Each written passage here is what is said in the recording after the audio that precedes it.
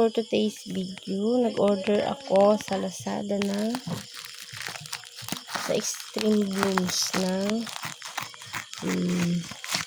dishwashing. Ayan, parang basa na siya guys. So, parang nakaramdam ko. Bumuhos siya. Kasi may umaamoy na. Tignan natin. Kung anong nangyari. Ba't ganito siya? O, basa na guys. Sana amoy na.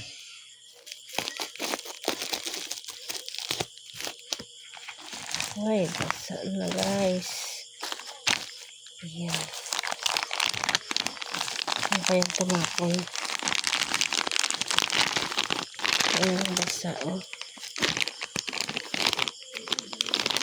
So far, dito naman sa isang plastic ay wala pa naman. Ayan. So talagang fan ako ng Extreme Blooms guys.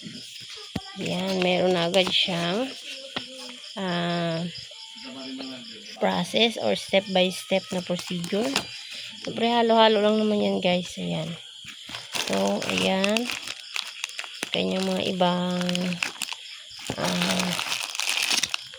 so wala naman pong tumapon. Pero mabango yung amoy niya. Amoy parang lemon.